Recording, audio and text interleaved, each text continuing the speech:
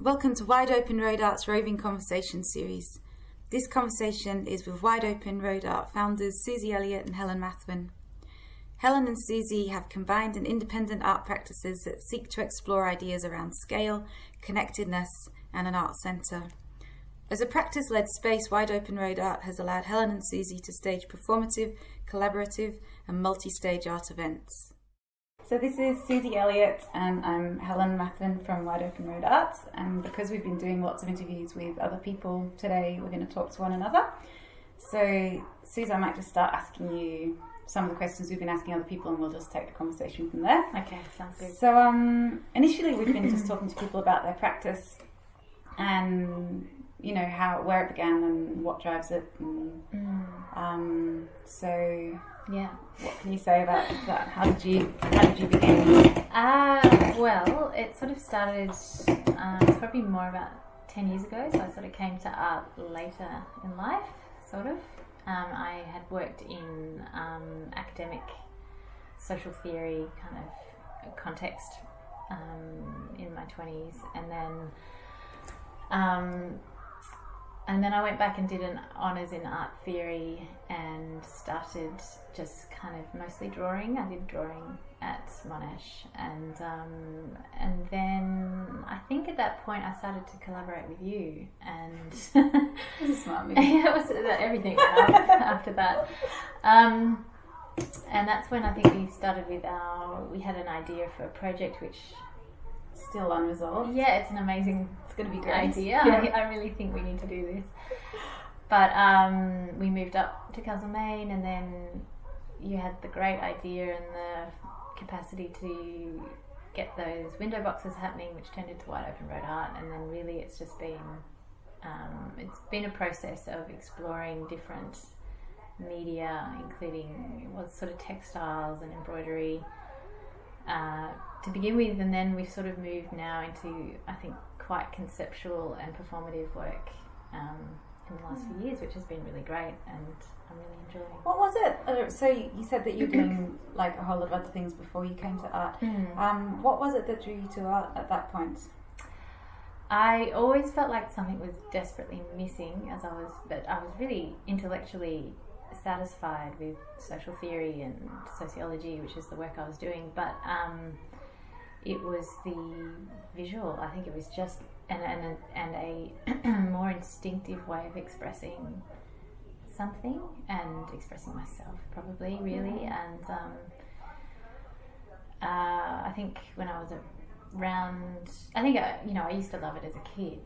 I always drew and painted and felt like a pretty visual person, but I still feel like I am exploring and seeing what is possible, as I'm sure all artists feel, but it feels like it's very much an emerging process. How about yourself? Tell me about tell everyone about your background. I always, despite the fact that I always ask that, I always find that quite a hard question, because I never really didn't do art like I obviously did as a kid, and then because my dad is a painter, and a lot of my family are artists, so I kind of it always seemed like a really legitimate thing to do. So I just sort of assumed that was what I was going to do, and then I studied it at uni, and I've just never really not done it. The only issue I think with feeling that way is that I think for a long time I felt really entitled to be an artist. Like I felt, maybe particularly at uni or something, I didn't really work very hard at all, which I regret immensely now. I pretty much just, thought about having fun. And I kind of regret that because it's a great opportunity. But because I kind of had this idea like that's who I am, was like, so I don't really have to work at it. It was you. Yeah. Yeah. So even though there's like some advantages definitely to feeling, like that you've been true to yourself in what you're doing, but definitely I think it's great. But yeah, that was the negative of it, was that it possibly made me a bit lazy. Yeah, it sounds like it's a balance would be ideal of sort of feeling like it's inside you, but knowing that there is labour involved in which I think since having kids find like hello labour like Labour. Easy. Yeah, like just, you know, because it's, so now, as you would know, is like getting time to do art or anything around that is, well, everything just has to be done like 1,000 times quicker and everything, which I think's good, actually.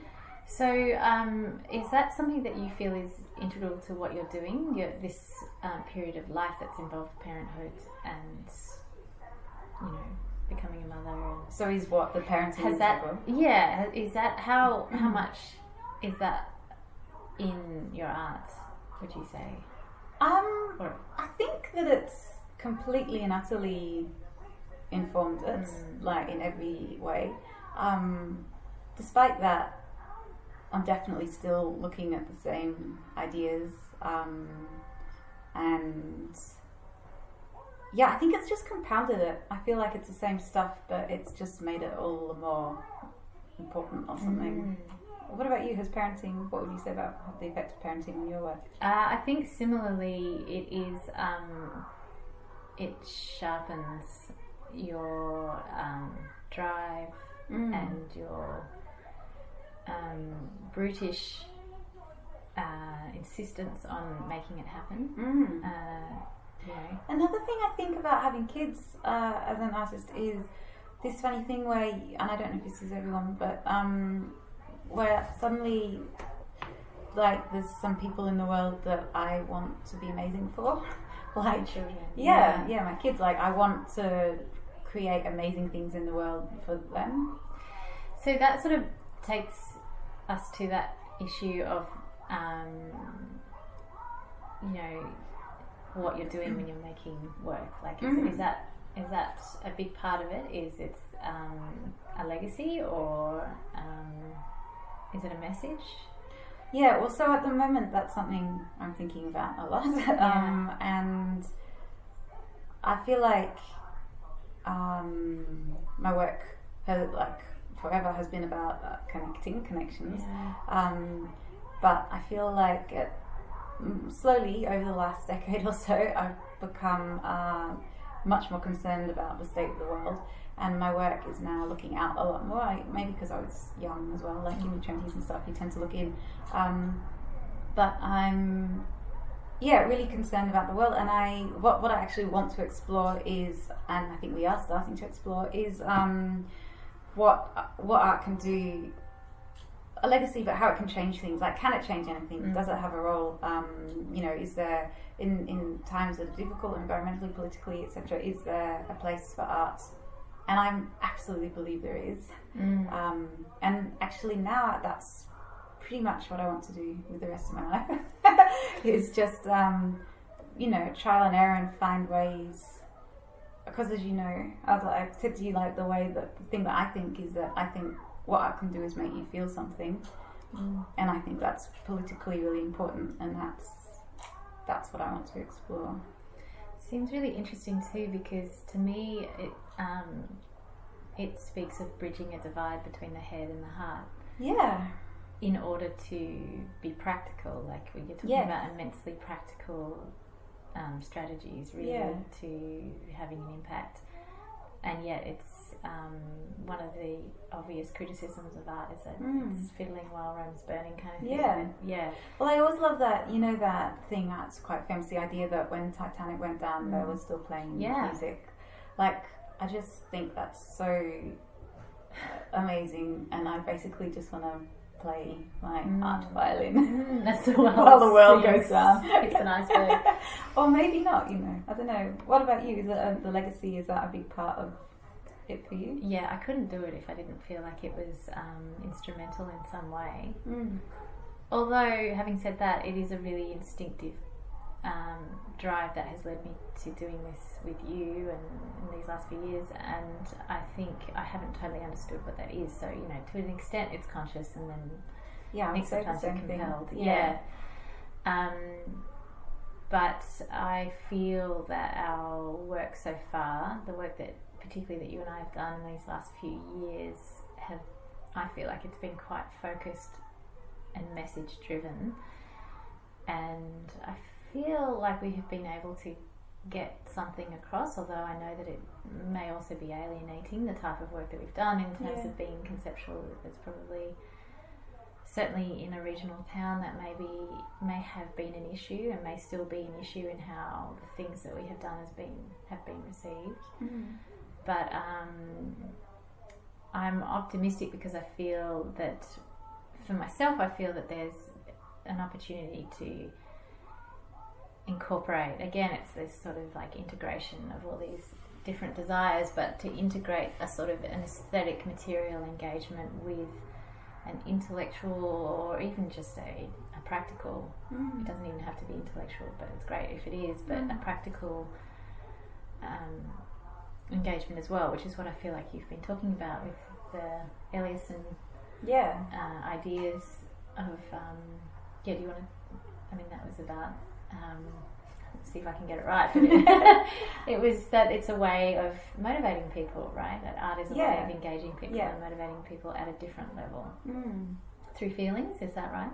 Yeah, through the experience of art, which is kind of like, this is not what he says, but this would be my take on it, but it's like a sensation, and that sensations can change how you approach the world. So it's a bodily... Yeah, maybe, does the body, has it played a significant part for you? I mean... Yeah, so it's also like these are like half things in my head, because I went back last night and this morning and I've been looking at my old master's stuff. At your work? At my work, yeah. And I'd kind of forgotten it, but I was really... It's pretty much that. It was about, it was called Punctured, the Role of Sensation in Painting. So it was about how a painting in practice and theory can create a sensation, an embodied experience, which I realise is exactly what I'm interested in now, except not specifically painting. It's broadened since then. Yeah, and it doesn't, and I'm also... That was really only, I was interested in it purely for the artist in practice, but now I'm more interested in the public, what it can do out in the world. So why do you think that shift has happened? Can you... Well, like I was saying before, it's 10 years since I wrote that. Yeah. And I think, I've had a bunch of children and the world's looked more and more scary. And I think I just feel like... I don't know. Because I can't really justify sitting at home painting for myself. So the urgency has increased. Yeah. I think I used to think that was okay, and now I don't. Look, I'm sure it's fine. It's fine. People should do that if they want to. But for me, at the moment, I think I need to be more trying to do something in the world. And also, it's connecting to that thing of talking about connections again, but the networking idea. Yeah. Which, very much so. Like I've got hugely into now, which ties into the idea of an art centre, which is one of the things behind Wide Open Road Art.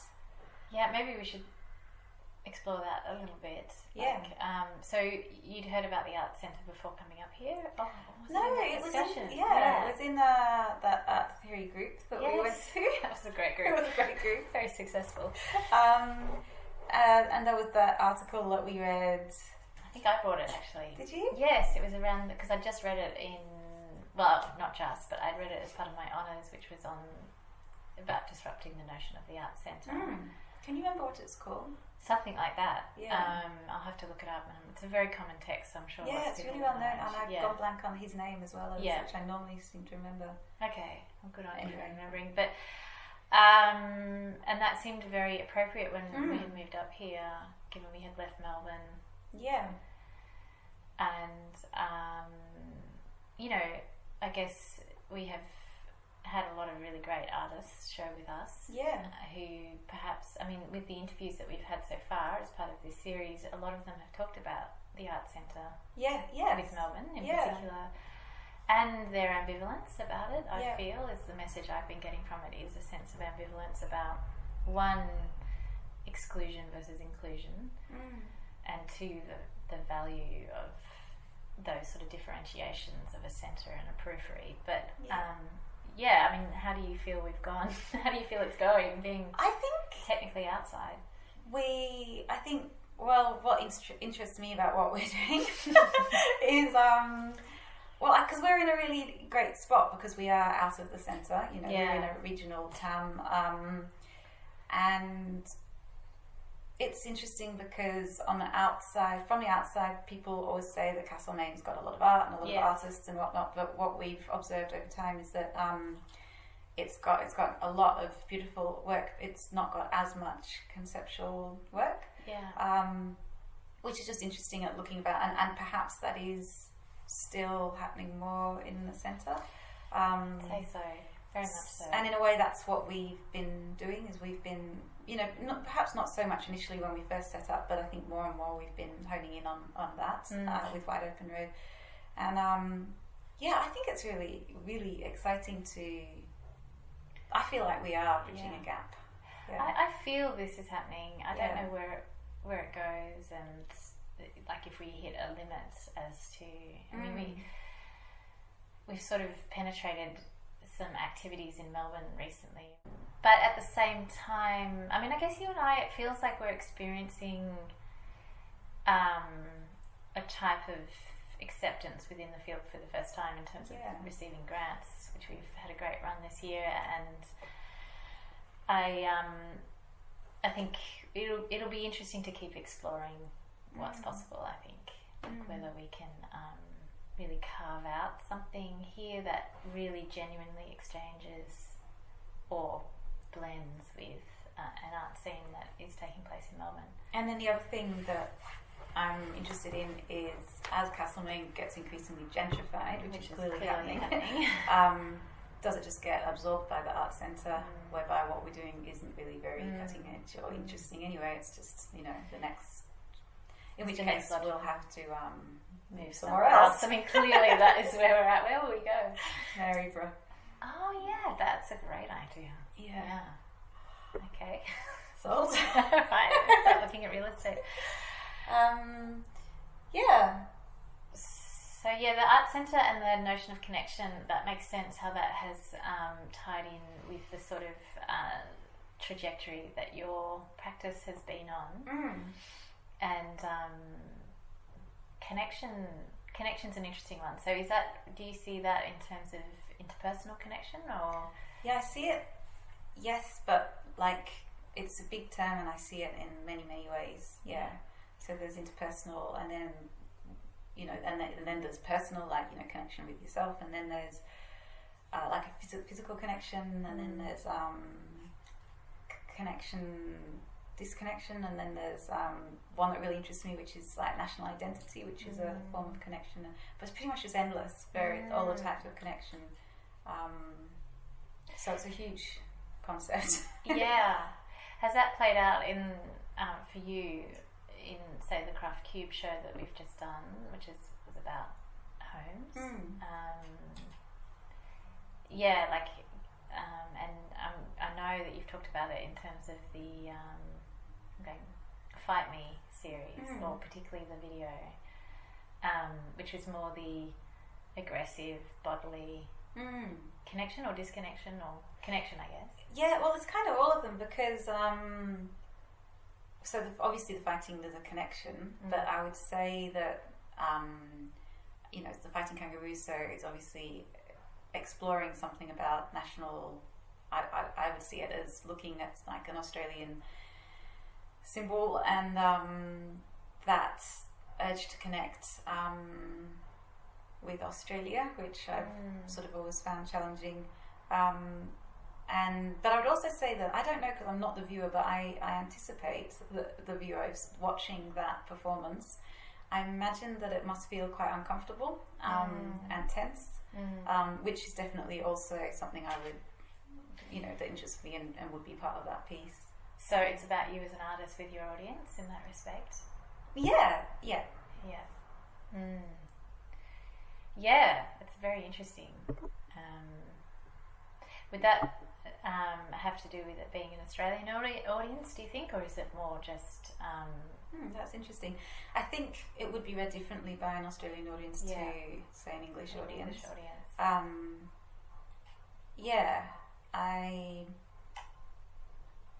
I don't know how it would be read differently. I feel like maybe it would be more humorous to an English audience.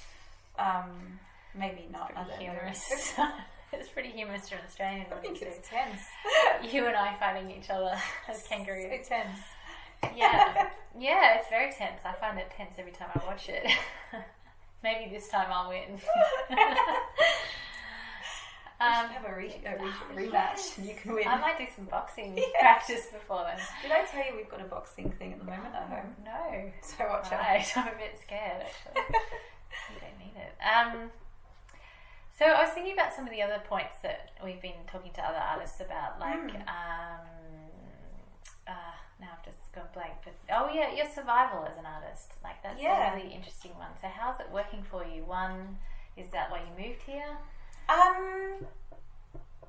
Yeah, well, not specifically to survive as an artist, but to survive, because it was too expensive to live in Melbourne, and it was, our mortgage here was that same as our rent in Thornbury, and Thornbury was already like out, and I didn't really like Thornbury at all, and so definitely.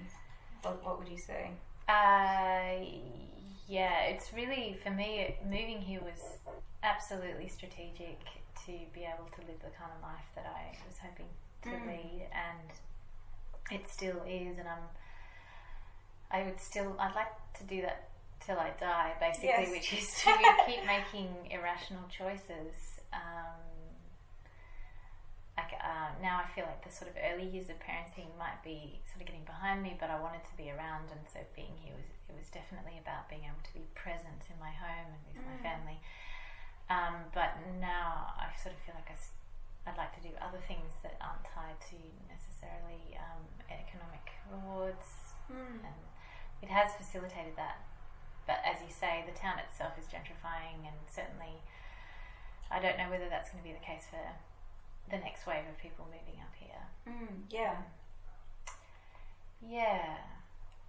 So do you think that does that inform the work that you make? Do you think? I think I'm fixated with these issues. If you haven't already guessed, Helen, but housing is it concerns me profoundly. But because I'm Australian, I think, and I wonder whether it's different for you. Not that you haven't lived here for a very long time, but the idea of your plot of land that you can call your own is just, I feel like it's really in my bones, and I feel like it's, obviously that's really changed, and the social consequences of that here are enormous, I feel, and so that, I can't leave that alone. So it's been great doing the last couple of shows that we've done. I'm actually really proud of the last Craft Cubed one that we did. I think it really drives that message. I feel like it's readable as a work. And survival. I think that's a preoccupation. The idea of how to be a whole person given our current social sort of structures and value systems, which I think is an issue no matter what society you're living in, no matter what point in history. The idea of being a whole person is not possible, I would guess, but it's always a question of how can you pursue this kind of process of trying to become some type of integrated expression of yourself, or experience of yourself. And I feel like there are many advantages to the world that we live in, and the country that we live in, the city or the town that we live in, but I feel like there's also enormous limitations and repressions that I feel compelled to keep picking at and exploring what else might be possible, and how I feel that actually it's critical for us as a species, but as a culture to constantly grow and to constantly try and bring in more parts, forgotten and repressed parts, and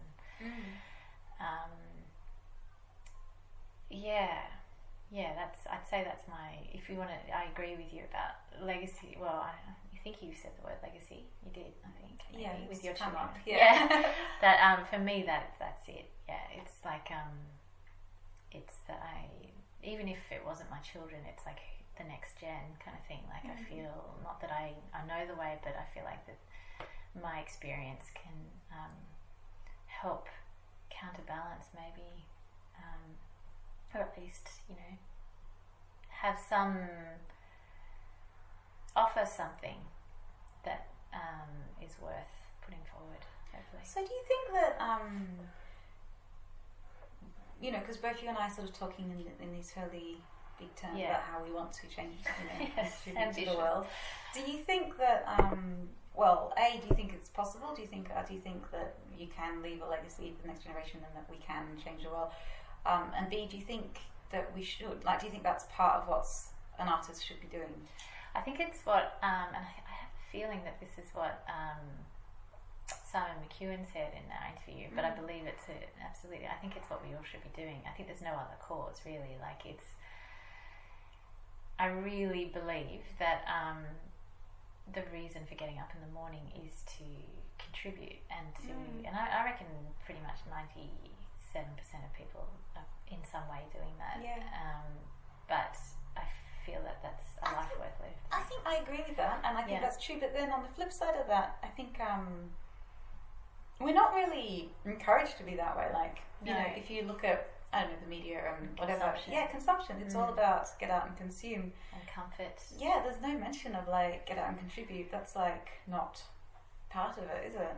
No, although I feel that with the sort of Web 2.0 explosion and all the, the sort of capacity to broadcast oneself now, that there's been a new... Yeah, that's interesting. Yeah. Well, it's like, okay, who are you going to be now? Like, I feel the expectation of who you need to be in society now. It's like you need to be a creative producer, you need to have opinions, you need to be across all this stuff. So I feel that that's changing. Whereas I think maybe the masses were sort of more useful to in terms of their just like industrial style working and consumption in the 20th century, and maybe I think things are changing now where industrial work, it's diminishing. That's not what we're going to be. It's not what we're useful for now. It's more about ideas and So what do you think about, because this is interesting in terms of like if we're both sort of saying that the ideas are important and that as artists we get up every day and want to contribute, that's also a very individualistic kind of a thing. It's like me on my journey, what can I contribute? How do you think that fits into, is that what the world needs? Well, I feel like our work hasn't been like that. I think right from the get-go, for me anyway, I've been collaborating with you. Well, that's true. We have collaborated, and we've collaborated with other artists, and our events are constantly about collaboration. I'm a big fan of that. Yeah. But I do think there's a space for your own practice, and it's that self and others kind of blurred, permeable divide of like needing to feel I think a sense of capacity in yourself as an agent. Like I think I'm totally supportive, and I totally believe in that idea that you as an artist and me as an artist can make some change in the same way that like who knows the extent of that change, but I don't think it should ever be diminished, and I don't think you should ever get pessimistic about it. Well, try not to, I guess. But what about you? Like, how do you manage that, the individual? I think I'm quite conflicted, which is probably why I bring it up. Like, I've got like a really strong individual streak, I think, for sure, whereby I sort of feel like I personally, could do whatever I want. But then I'm also really, I love collaborating, clearly. That's the way I want. That is actually, for the last few years, that's pretty much the only way I want to work. And also beyond that, I've got this current obsession with just like creating this like, I think I said to you the other day, I just want to make like an army of artists. To change the world. Yeah, to just like go out there and like create feelings. Create feelings. It's an amazing idea. Just like go out to all the front lines and just like make stuff and sounds potentially sinister, doesn't it? It's like a coup of like, you know, making everybody happy or something. I'll be like the benevolent leader. You will be, Helen. Clearly quite confusing, but yeah, I think it's an interesting one. Also I think it's interesting because I think a lot of artists are actually quite individualistic people. That often goes with the territory. Yeah, because of the strength of their beliefs and there's a certain stubbornness when you say required. Yeah, and that, like, because working with other people, actually, because it's very personal and because it's so heartfelt. Yeah. So to change it with someone can be really challenging. Yeah. But we do it really well. You nail it. No. Yeah. I think you just have to like and respect the person that you're working with, and then it's fine. I think you've got to constantly feel the value. Like, the thing that I experience in working with you is I know, and I said this to Mark the other day, who has collaborated with us just recently, that I just know the work is going to be better for it. Like, there's no way. That's right. Same, we do have different strengths, which is good. Yeah. And with Mark too, did you feel that with the Cube show? Yeah. We were able to... Like, it was quite different to what it would have been if it was just you and me, I think. Very different. Yeah. And it was funny because actually I think our initial collaboration started with the West Space show that we had, which was true. a long time ago. And then we decided to ditch them. It was you and me. So that was with Simon, your husband at the time, I think. And at the time. Your ex. No, you're okay. Well, I was going to say your husband, and I was like, are you actually? Who are you married? But and Mark, and then Stephen Garrett. Sorry. Yeah. And the process was really about the interchange between the 5 people. Like, that took most of the time, was because, of course, Stephen Garrett was a sort of sculptural installation artist, and Simon as an architect, and Mark as an industrial designer, and you and I, and me with theory, and you as an artist as well, painter, I think predominantly. Yeah, pretty much just painting at that point. Yeah. It was quite difficult and challenging and extremely rewarding to figure out what kind of show we were going to put on, and then at the end, I feel like it was a great show, but I feel like there was also a bit of negativity from a couple of people anyway, in terms of the minimalism of it, because people didn't really like it that much. Which I guess we should explain it. It was a string that I think was about a centimetre or so apart, strung from roof to ceiling to floor. So it was like a white cube gallery space that was basically strung very precisely. Yeah. And lit in such a way that the shadows were quite beautiful. And there was a moire effect as you walked through it. So it was a very phenomenological piece. Yeah, with a rippling, but yet at the same time it was almost invisible. And that piece was itself about, it was called Advanced Retreat, and it was about collaborating. It was about that process. And a liminal space between motions, which is interesting because we've been talking about that, I think, today. It's really interesting. Yeah. You come back. I mean, we could make that now, as in, like, it would totally fit with where we are now. Well, we haven't, in terms of the string factor has continued. We haven't really. Which, what do you think? Could you explain that? What are your ideas on the string and why it's there? Oh gosh. Well, just put you in that. I mean, it's sort of like an endless. There's a lot of things you could go with string. I mean, my first thought about string is that it's that kind of like everyone's got string. It's like a very accessible. I mean, like the connotations are accessible rather than just I see. Like everyone knows it. Yeah, it's like a familiar thing. It's also, I mean, what it does, it holds things together. It's a point between things. It measures things. Yeah. So it's versatility. Yeah, and it's pretty much about usually string is about bringing things together. Isn't it? Yeah. I remember when we were doing it, because it was when we were stringing that we were saying, and you I think you were down below and I was up top on some, and I remember you saying we should do something. And for me, what struck me is the capacity to do something really delicate and expressive and textile-like with string, which isn't necessarily what we've done so far, but I think it's that capacity to turn string into a fabric or turn it into a plane, like take a sort of a linear, which is like the 3D printing motion and process of rapid, or what do they call it, additive manufacturing, where it's taking this sort of filament and then just turning it into surfaces and then structures and sculptures, and that's... So I love that relationship between the string and the 3D printing, which we are going to explore more in the Irrational Maker. In the State Festival next year, Which can't wait, that's going to be really fun. So that should be interesting, because it will be you and I doing a bodily sort of performance of that making with string. So what do you think, just to throw you in the spotlight now, what do you think, why are we so performative these days? What's going on there? That's a really good question. Yeah.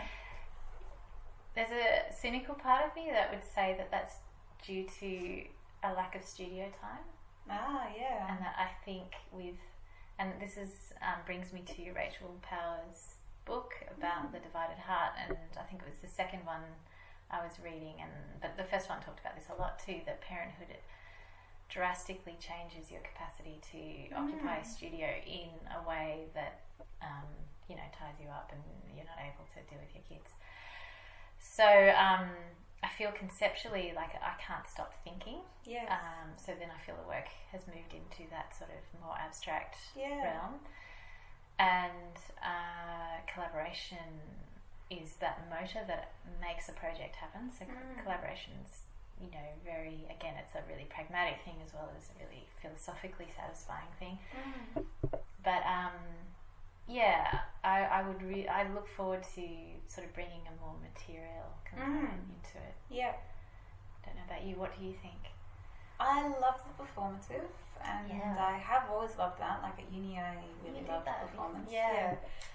But I guess I don't know, after uni it didn't really seem that easy to do. I think I was pretty low on confidence, so I was okay to do it in a class, but the idea of just like going and doing it was a bit confronting. And yet now we're doing that. Yeah, I don't care anymore. What's that, do you think? Confidence? Old age. Not old age. I don't know what maturity. Let's call it maturity. Coming of age. Yeah, I don't care. I think my ideas are bigger than my ego, maybe now. That's a lovely thing, don't you think? Yeah. But like you, I was saying to my dad the other day, my goal has been forever to be like an amazing painter. Like I've always banged on about like I'd like to paint like Caravaggio. Yeah. Which I would. And like one day I would like to just spend a year or two in a room painting and just get some skills up, and then I would like to bring that into the conceptual performative. And even before I've got that kind of Caravaggio skills, I do actually want to do over the next few years. I was thinking about this lately. I'd really like to bring paintings into the performative. I don't mean like street art. I mean like have some paintings on. I know. You know what I mean? Bring the painting in. Bring it in. Yeah. And I was thinking you could like, I don't know, like have a painting that you walk through, or like break down a painting and have the shapes in different. Oh, I like that. Yeah, I think there's a depth to it. Yeah, or like draw out components of it and just shapes and colours maybe, and make it say move through. That sounds amazing. But yeah, like you, I really do, despite the fact that everything we're doing at the moment tends to be conceptual and performative, which I love, but I do also want to do more painting. Yeah. I feel like that might be what's around the corner. I think so. I think I just need, we probably both just need, like our kids at school. We'll be fine. Well, it's the uninterrupted. Yeah. But what that brings me to another point which we should touch on, because the thing is, then like, okay, so our kids are up at school and then we can work, but then it's like, oh, now I need to earn money. So, oh, that's true. How does one do that? Do you think, Suze? Well, well, this is something that we have been talking to people about, and I think most people, I don't know what you've taken from the interview so far, but it sounds like either there's a resignation to poverty, to a life of poverty, or there is that willingness to kind of relegate the work now, particularly, I think most people we have spoken to have been sort of in their 30s, if not older. But definitely with the universal message seems to have been the incapacity to make an income from your art. Which obviously would be a no-brainer to a lot of people. But so Yeah, I think it's a process of discovery again for me, but I think some of the things like what you've been exploring in terms of research and academic work, if you're happy and that feels right to be doing that, that would make a lot of sense. And I don't know, I mean, this is what we're talking about, Merck and WORA doing sort of hospitality, setting up these kind of, like, I just wonder if there are ways of, just ways of combining. There probably are. The problem that I have with it is that I just hate the idea. So I would like to be doing things in the arts, and because of my interest in, like creating my artist army and networks of people, like I would be happy to do, like I'd love to run a residency, as I've said before. And, but I would really struggle to do that as a moneymaker. Like, I just couldn't. I couldn't ask artists for money. Like, that's the last people I want to be getting money from. Which means your stuff, like... The problem of principles, isn't it? Like, we get into trouble over and over again. Yeah. Just checking how we're going. About 10 more minutes. Yeah. I don't know, and I wonder what it will be. I mean, I think, I don't know, I just think that, unlike some people, I think that the arts need to be really highly supported by the government. Yeah, well, that's an interesting point to make. Yeah.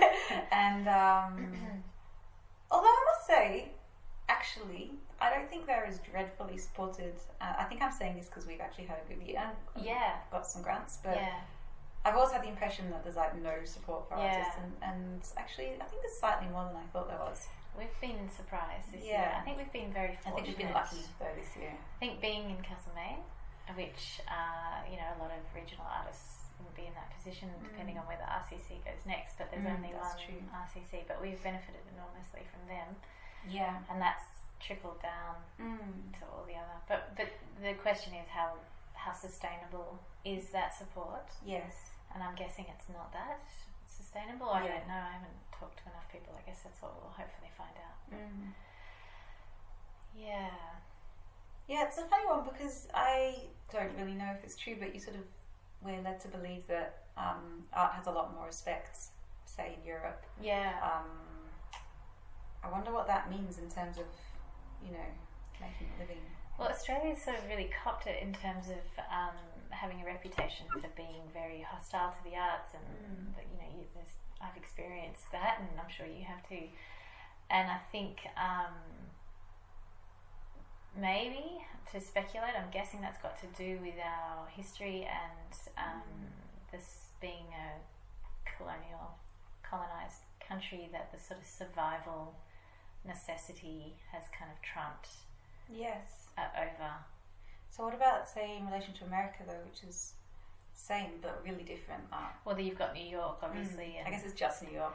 And I think there would be an argument that mainstream American culture was still quite hostile to really intellectualism and high conceptual art, which is different to Europe, fundamentally different to European culture. Yeah.